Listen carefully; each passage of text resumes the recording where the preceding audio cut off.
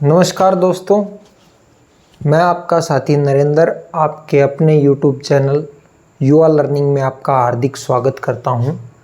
हमारा channel CTET की classes और सीटेट से जुड़ी जानकारी से डील करेगा और आप सभी को मुफ्त क्लासेस देने में आपकी मदद करेगा और सीटेट की पल पल की जानकारी आपके पास उपलब्ध कराएगा। ठीक है, इसके लिए आपसे कोई फ़ीस चार्ज नहीं की जाएगी। ये बिल्कुल मुफ्त सुविधा है आप सबके लिए। बस मेहनत आपको करनी है और रास्ता हमें दिखाना है। ठीक है दोस्तों, और आप सभी को अध्यापक दिवस की हार्दिक शुभकामनाएं। क्योंकि आप अध्यापक बनने वाले हैं तो हमने इस दिन का बेसब्री से इंतज़ार किया था कि जैसे ही अध्यापक दिवस आएगा वैसे ही हम सीटेट की क्लासेस को शुरू कर देंगे। क्योंकि आप अध्यापक बनने वाले हैं तो इससे शुभ मुहूर्त जो कह सकते हैं वो यही है कि अध्यापक दिवस के मौके पर बैच शुरू किया जाए। दोस्तों, आज मेनली हम डिस्कस करेंगे कि सीटेट क्या होता है, इसमें क्या क्या सब्जेक्ट होते हैं, कितना टाइमिंग होता है, सब के बारे में, और क्या क्या क्वालिफ़िकेशन होती है। उसके बाद जो है हम डेली अपनी क्लासेस जो है शुरू कर देंगे। और हमारी डेली की क्लासेस जो है संडे को जो है बंद रहेगी। बट कहने का मतलब है संडे को आपकी छुट्टी रहेगी। छुट्टी का मतलब ये नहीं है कि आप संडे को फ्री रहेंगे। संडे को आपको रिवीजन करना है जो आपने पूरे वीक में पढ़ा है। ठीक है दोस्तों, तो चलिए दोस्तों, मैं आपको सीटेट के बारे में जानकारी दे देता हूँ। देखिए दोस्तों, सीटेट 2022 और 23 किस लिए? क्योंकि ये 2022 और 23 यानी कि दिसंबर 2022 से लेकर जनवरी 2023 तक चलेगा। अभी इसकी नोटिफिकेशन नहीं आई है, लेकिन आशा है, उम्मीद है कि सितंबर के एंड तक नोटिफिकेशन आ जाएगी और फॉर्म फिल होने स्टार्ट हो जाएंगे। ठीक है दोस्तों, यदि हम सीटेट की एज के बारे में बात करें तो सीटेट में कोई भी एज लिमिट नहीं है। ना ही लोअर एज लिमिट है और ना ही अपर एज लिमिट है। कई बोलते हैं 18 साल होने चाहिए, ऐसा कुछ नहीं है दोस्तों। 18 साल की कोई आवश्यकता नहीं है। इसके लिए मैंने स्पेशली जो है ना सीटेट के डायरेक्टर को मैसेज किया था, जिनकी तरफ से रिप्लाई आया कि इसमें कोई भी एज लिमिट नहीं है। यानी कि no maximum age limit and no minimum age limit for CTET. ठीक है, यदि हम एजुकेशनल क्वालिफिकेशन की बात करें तो पहले क्या होता था कि पहले तो या तो आप ग्रेजुएशन के बाद जो बीएड करते हैं, बीएड का फर्स्ट ईयर आपने कंप्लीट किया हुआ होना चाहिए, यानी कि pursuing in final year of bachelor of education होना चाहिए, या फिर pursuing in final year of diploma in elementary education और डिप्लोमा इन एजुकेशन, या फिर इसको कंप्लीट किया हुआ होना चाहिए। लेकिन एनसीटीई ने अब थोड़े ही दिन पहले एक नोटिफिकेशन निकाला था जिसमें एनसीटीई ने बताया कि आप यदि कोई भी एजुकेशनल डिग्री या फिर डिप्लोमा में अगर इनरोल हो जाते हैं, यानी कि ये नहीं है कि आप फर्स्ट ईयर के एग्ज़ाम दिए हों, फर्स्ट सेमेस्टर के एग्ज़ाम दिए हों, ऐसा कोई चक्कर नहीं है। बस आप इनरोल हो गए, इनरोल होने के बाद आप परस्यूइंग में आ जाते हैं, परस्यूइंग की कैटेगरी में आ जाते हैं, यानी कि आप डिग्री या डिप्लोमा कर रहे हैं। तो परस्यूइंग एनी एजुकेशन डिग्री और डिप्लोमा, यानी कि अगर आप कोई भी डिग्री या डिप्लोमा कर रहे हैं एजुकेशन से रिलेटेड तो आप सीटेट के लिए एलिजिबल हैं, यानी कि आप सीटेट दे सकते हैं दोस्तों। यदि हम बात करें मोड की तो जो हमारा पेपर है, पहले हमारा ऑफलाइन मोड में एग्ज़ाम होता था, यानी कि ओएमआर शीट भरनी होती थी, पेन पेपर होता था। लेकिन जो है 2021 दिसंबर से इन्होंने क्या कर दिया है कि ऑनलाइन मोड में इसको कर दिया है। ऑनलाइन मोड में अब कंप्यूटर पे होता है, आप लैब में जाएंगे, वहाँ पर आपके एग्ज़ाम सेंटर में आपके कंप्यूटर होगा और जैसे एसएससी वगैरह का एग्ज़ाम होता है वैसे ही कंप्यूटर पे आपको क्लिक करके उसका आंसर देना होगा। ठीक है दोस्तों, यदि हम बात करें तो ये कब होगा, ये दोस्तों दिसंबर से लेकर जनवरी 2023 तक चलेगा आपका एग्ज़ाम, यानी कि अलग अलग शिफ्ट में अलग अलग दिन में तकरीबन 1 महीने आपका एग्ज़ाम कंडक्ट कराया जाएगा। ठीक है दोस्तों, यदि हम मार्किंग स्कीम की बात कर ले तो मार्क्स जो है 150 मार्क्स का जो है सीटेट होता है, और 150 मार्क्स में दोस्तों आपके 150 क्वेश्चंस होते हैं, यानी कि 1 मार्क फॉर 1 क्वेश्चन, यानी कि 1 मार्क एक क्वेश्चन के लिए, यानी कि जो है ना 1 नंबर दिया जाएगा एक क्वेश्चन के लिए। ठीक है दोस्तों, यदि हम बात करें कि नेगेटिव मार्किंग, इसमें कोई नेगेटिव मार्किंग नहीं होती है दोस्तों, कोई भी जो है नेगेटिव मार्किंग नहीं होती है, यानी कि आपको पूरा पेपर अटेम्प्ट करना है। आपको किसी पेपर के किसी क्वेश्चन में अगर डाउट है तो भी आपको वो अटेम्प्ट करके आना है, आपको कोई भी जो है क्वेश्चन नहीं छोड़ना है। ठीक है, यदि हम टाइम की बात करें तो 150 मिनट्स का टाइम मिलता है, यानी कि अगर आप एवरेज निकाल के चलें तो 1 मिनट एक क्वेश्चन के लिए मिलते हैं आपको। ठीक है दोस्तों, तो इजीली कर पाओगे, टाइम की कोई ज़्यादा दिक्कत है नहीं। ठीक है दोस्तों, अब हम बात कर लेते हैं कि सीटेट में कौन कौन से सब्जेक्ट होते हैं, ठीक है, और कितने मार्क्स के होते हैं। सब्जेक्ट की यदि बात करें तो मेन जो हमारा सब्जेक्ट आता है वो आता है सीडीपी। सीडीपी को मेन क्यों कह रहे हैं, सीडीपी को मेन इसलिए कहा जा रहा है क्योंकि सीडीपी इजीली हो जाता है, और सीडीपी में आप 25 से लेकर 30 मार्क्स तक इजीली ला सकते हो। हाँ, 30 मार्क्स भी ला सकते हो, 30 आउट ऑफ 30 मार्क्स भी ला सकते हो, क्योंकि ये इजी है और मेन भी यही सब्जेक्ट है, मेन सब्जेक्ट की गिनती में आता है ये दोस्तों। क्योंकि अगर सीडीपी हो गया तो जो और पेडागोजी सब्जेक्ट में जो और पेडागोजी आती हैं वो सब आपकी इजीली हो जाएंगी। ठीक है दोस्तों, अब बात कर लेते हैं हम लैंग्वेज। दूसरा जो हमारा सब्जेक्ट होता है वो होता है लैंग्वेज 1। अब लैंग्वेज 1 में दोस्तों बहुत सारी भाषाएं होती हैं, जैसे बंगाली, गुजराती, हिंदी, इंग्लिश, लेकिन हम जो जनरली क्या लेते हैं, हम जनरली लेते हैं हिंदी लेते हैं। हिंदी क्यों लेते हैं, क्योंकि दोस्तों इसमें क्या होता है कि जो मान लो हिंदी है, हिंदी में हमारे 2 पोर्शन हो जाते हैं, 15 मार्क्स ईच। 15 मार्क्स में हमारी जो है पेडागोजी आती है,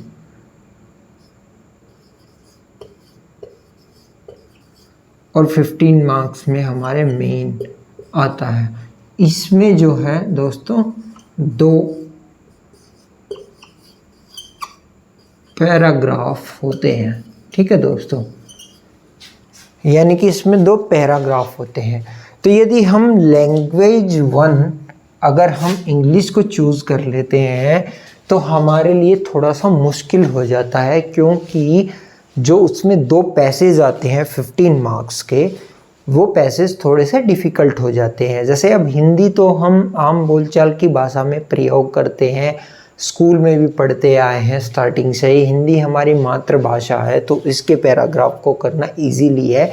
इसलिए आपको जो है ना हिंदी चूज़ करना है लैंग्वेज 1 में, ताकि आपके लिए आसानी रहे। भले ही बच्चा इंग्लिश मीडियम का हो, उसको भी लैंग्वेज 1 में हिंदी चूज़ करना ठीक रहेगा। देखिए दोस्तों, एक और बात मैं बता दूं कि हिंदी का मतलब ये नहीं है कि इसमें ग्रामर आएगी। इसमें जो है ना ग्रामर यानी कि व्याकरण जो है बिल्कुल भी नहीं आएगी, ये आपको नहीं करनी है ग्रामर। इसमें पैराग्राफ आएंगे, 2 पैराग्राफ, जैसे अपठित गद्यांश इनको कह सकते हैं, जैसे कि आपके 12th में 10th में कभी आए होंगे। और इसके आपको ग्रामर नहीं करनी है, ये वर्ण, वर्णमाला, संज्ञा, सर्वनाम, ये सब आपको कुछ नहीं करना है। ठीक है दोस्तों, फिर हम बात कर लेते हैं तीसरे सब्जेक्ट की। तो तीसरा सब्जेक्ट हमारा आता है लैंग्वेज 2। लैंग्वेज 2 में हम वही जो भाषा बताई थी मैंने, बंगाली, गुजराती, पंजाबी सभी आती हैं इसमें, लेकिन मोस्टली हम क्या चूज़ करते हैं, हम इंग्लिश को चूज़ करते हैं। ठीक है, इंग्लिश को चूज़ करते हैं। सेम हिंदी की तरह इसमें भी 2 पोर्शन होते हैं, 15 मार्क्स ईच। एक जो पोर्शन होता है वो होता है पेडागोजी से रिलेटेड, और जो एक हमारा 15 नंबर का पोर्शन होता है उसमें होते हैं आपके 2 पैराग्राफ। ठीक है, जो कि इजीली हो जाते हैं, इजीली हो जाते हैं। ठीक है, इसमें भी जो है ना, यदि हम बात करें ग्रामर की, तो इंग्लिश ग्रामर का बिल्कुल भी यूज़ नहीं होता है, ग्रामर बिल्कुल भी नहीं आती है। ठीक है, तो आपको ग्रामर तैयार ना तो हिंदी में करनी है और ना ही इंग्लिश में करनी है। आपको इस बात का ध्यान देना है कि समय की बचत हो। हालांकि बुक्स में जो है ग्रामर भी दी होती है, लेकिन ग्रामर बिल्कुल भी नहीं आती है, सिलेबस में ही ग्रामर नहीं है। ठीक है, फिर हम चौथे सब्जेक्ट की बात कर लेते हैं। तो हमारा चौथा सब्जेक्ट है एनवायरमेंटल स्टडीज़ एंड पेडागोजी।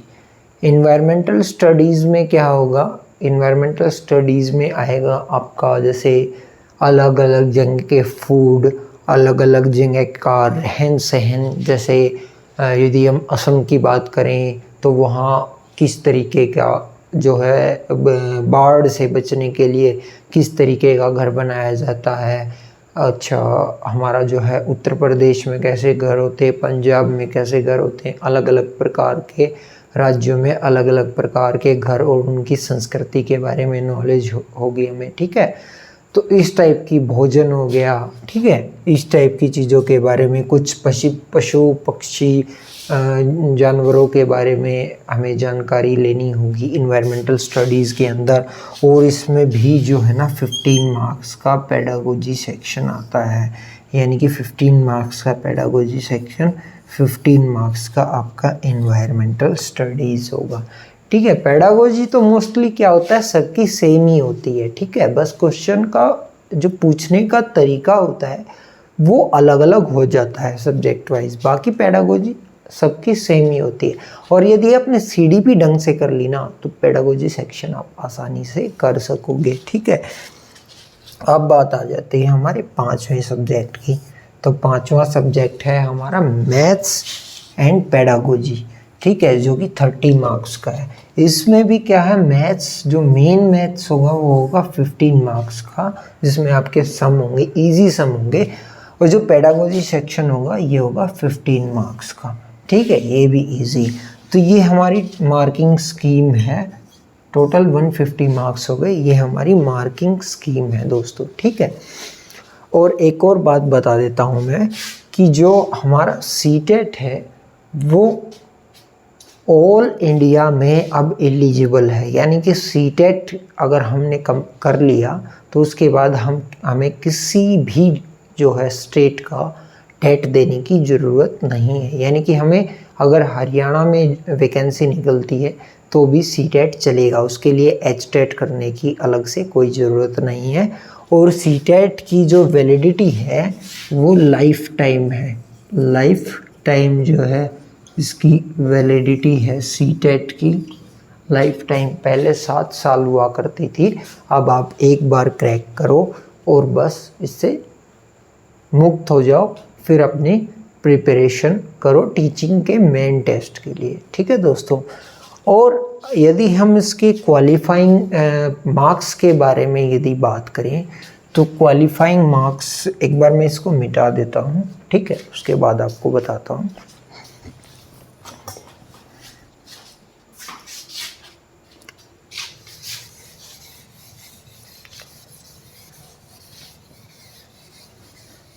अभी स्मार्ट बोर्ड नहीं है दोस्तों, तो अभी फ़िलहाल इसी से काम चलाना पड़ेगा, क्योंकि मैं ऑफलाइन क्लास लिया करता था। तो ऑफलाइन क्लास के कारण हमें वाइट बोर्ड पे ही काम करना पड़ता है। वीडियो की शुरुआत हमने अभी की है, तो इस वजह से जो है हम धीरे धीरे इम्प्रूवमेंट करेंगे। जैसे जैसे आप में से कई स्टूडेंट, मैं तो चाहूँगा कि आप सभी स्टूडेंट जो है सीटेट क्रैक करें, तो वैसे वैसे हम अपनी क्लासेस में जो है नई नई फैसिलिटीज़ लेकर आएंगे। ठीक है दोस्तों।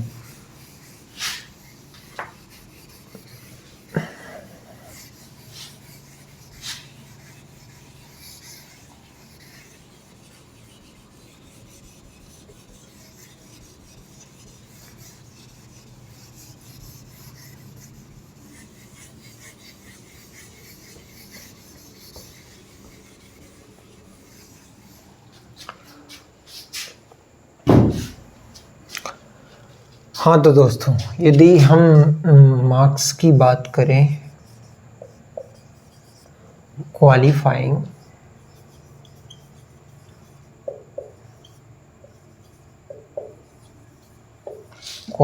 मार्क्स की यदि हम बात करें तो क्वालिफाइंग मार्क्स जो है कैटेगरी वाइज होता है। यानी कि यदि जनरल कैटेगरी का बच्चा है तो उसको लाने होंगे 90 मार्क्स आउट ऑफ 150 सीटेट को क्वालिफाई करने के लिए।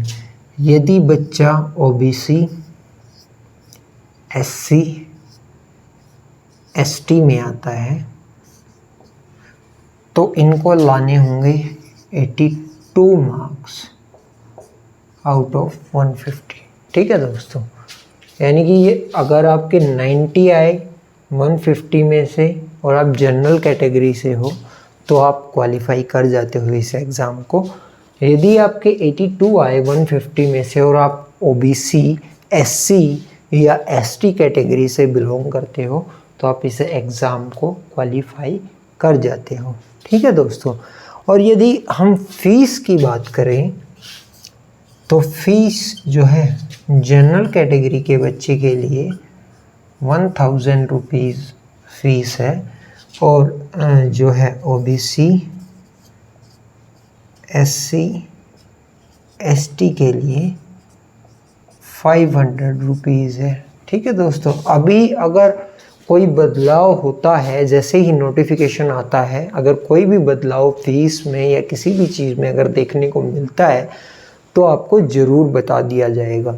ठीक है दोस्तों। आपसे कोई भी बात जो है छिपाई नहीं जाएगी, क्योंकि नोटिफिकेशन है जो आपके भी सामने आएगा और मैं आप पूरे नोटिफिकेशन की एक एक बात को, एक एक पॉइंट को अच्छे से एक्सप्लेन करूँगा ताकि आप सबके समझ में आसानी से आ जाए।